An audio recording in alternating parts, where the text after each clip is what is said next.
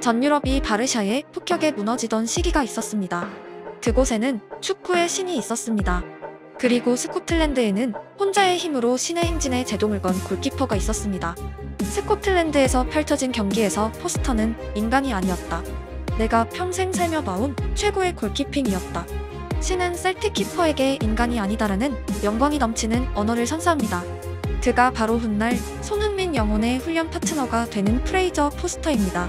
챔스에서 바르샤의 시공간을 초월한 집중 포격을 셀틱이라는 팀이 아니라 포스터라는 골키퍼 한 명이 막아낸 것은 꼭 메시의 인터뷰가 없었더라도 축구 역사상 가장 경이로운 선방 퍼레이드 중 한 장면입니다. 그가 인간이 아니었던 더욱 충격적인 기록은 셀틱은 세기에 거한 바르셀로나를 2대1로 침몰시켜버렸고 심지어 포스터는 어시스트를 기록하였습니다. 흔히 쓰는 창과 방패의 대결이라는 표현에 가장 부합하는 경기는 12-13 시즌의 챔스 메시 대 포스터의 대결이었고 포스터는 지구상에 몇 안 되는 메시를 격침시킨 남자로 영원히 역사에 남게 되었습니다. 신을 무너뜨린 포스터, 그리고 세계의 천재 조 하트, 그리고 두 명 모두와 강한 유대를 가진 훈련 파트너 손흥민. 세 남자 사이의 기묘한 삼각관계를 알고 계신가요? 시간을 돌려 영국 북동부 노선버랜드의 핵섬에는 온갖 운동을 좋아하는 소년 포스터가 있었습니다. 절검도 럭비, 크리켓, 축구 등 친구들이 하는 모든 종목을 따라 좋아하게 된 포스터의 심장은 마치 운동을 위해 태어난 사람 같았습니다. 결국 소년이 선택한 종목은 축구였고 포지션은 손을 쓸 수 있고 가장 높은 수준의 순발력을 요구하는 골키퍼였습니다. 포스터의 여러 종목에 대한 관심이 반영된 최적의 포지션이었습니다. 하지만 13살의 포스터에게 돌아온 축구 코치의 대답은 너는 골키퍼를 하기엔 너무 키가 작다 였습니다. 다른 공간, 동네의 크리켓 스타 조 하트는 고민에 빠져 있었습니다. 그의 엄청난 재능과 신체는 동네 모든 유소년 스포츠팀의 집중 관심을 받았고 축구 코치의 제발 골키퍼를 맡아달라는 부탁에 결국 크리켓이냐 축구냐의 기로에 있었습니다. 모든 운동을 좋아하는 포스터와 모든 운동을 잘하는 조 하트의 시작 지점은 같은 색을 가졌지만 비교조차 되지 않는 레벨에 놓여 있었습니다. 모든 것을 가진 남자 조 하트와의 비교는 소년 포스터에게 가혹할 정도의 차이가 분명했습니다. 15살의 포스터에겐 그의 롤러코스터 같은 인생의 첫 반전이 일어납니다. 키가 작아 거절당한 소년의 간절함이 하늘에 닿기라도 한 듯 갑자기 엄청난 속도로 키가 성장하기 시작합니다. 최종적으로 포스터는 무려 2m 1cm까지 자라며 천재 조 하트의 196cm를 뛰어넘는 압도적인 사이즈를 기록하게 됩니다. 2005년 포스터는 드디어 뉴캐슬 아카데미에서 본격적인 골키퍼 수업을 받을 수 있게 됩니다. 하지만 5-7살의 골키퍼를 시작한 유소년이 많은 영국에서 15세에 출발한 포스터가 성공을 거둘 거라 기대한 사람은 지구상에 단 한 명밖에 없었습니다. 바로 포스터 자신입니다. 포스터가 골키퍼를 시작한 지 불과 1년 후 1살 많은 조 하트는 맨시티와 무려 프로 계약에 성공합니다. 둘의 차이는 키가 작던 어린 시절보다 오히려 월등히 벌어져 있었습니다.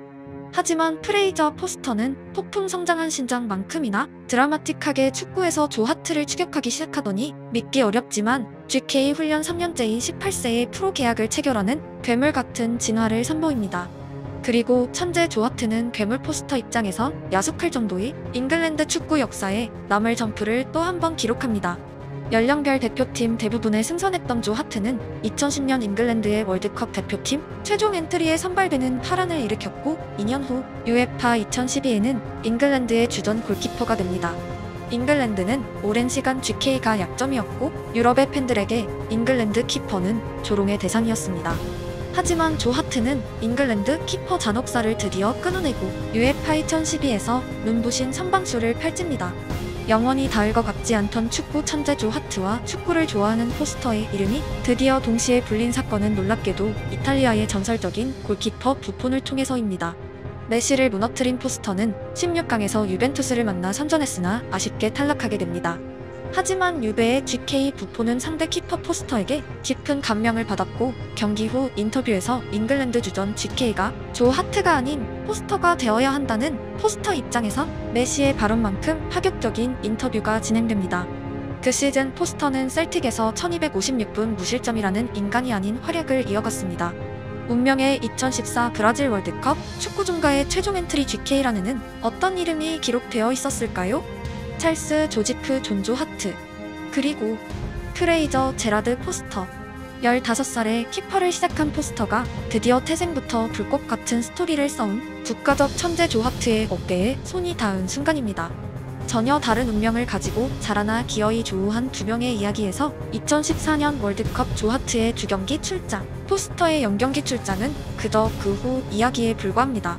2015년 EPL 클린시트 1위를 달리며 사우스햄튼의 신으로 불리던 포스터는 치명적인 슬개건 파열로 시즌 아웃되었고 결국 2위를 달리던 조하트가 역전 1위를 기록합니다. 역사적인 성장의 조하트의 하락세 또한 기록적으로 빨랐고 토트넘의 세컨드 골키퍼로 영입되며 손흥민을 만납니다. 부상 이후 예전의 영광을 되찾지 못한 포스터는 토트넘의 세컨드 골키퍼로 영입되며 손흥민을 만납니다. 경이로운 인생을 살아오던 두 남자의 황혼기엔 손흥민이 있었습니다. 그들은 주전 경쟁, 잉글랜드 대표팀, 세계 최고의 골키퍼를 향하는 야망 등 과거의 영광과 사투와는 상관없이 그저 보통의 축구인으로 손흥민 슈팅 훈련의 파트너가 되었으며 3명 모두는 동등히 웃고 있었습니다.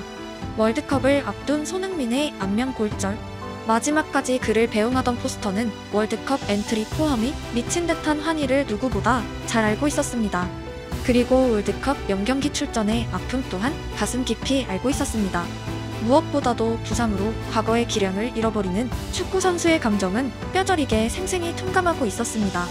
손흥민이 라커룸으로 들어가는 그 짧은 순간의 포스터의 표정과 행동에는 너무도 뜨거웠던 그의 삶의 경험이 온전히 녹아있었고 친구를 향한 인간의 감정이 고스란히 배어 있었습니다. 누누 감독의 포강 끝에 토트넘에서 쫓겨난 과거의 천재 조하트가 이른 팀은 바로 포스터가 메시를 격침시킨 그 팀, 셀틱입니다. 그리고 2023년 현재 조하트가 세컨이 아니라 서드라도 좋으니 남고 싶다고 간절히 바란 팀 토트넘의 서드 골키퍼는 포스터입니다. 그는 리버풀과의 경기에 선발 출전이 유력합니다. 다른 도시에서 태어나 전혀 다른 인생을 살던 세 남자의 조우는 드라마틱했고 한 명 한 명의 인생에는 서사가 담겨 있습니다. 운명, 재능, 노력, 행운, 눈물, 우정 등 서사에는 너무도 많은 단어들이 피어 있습니다.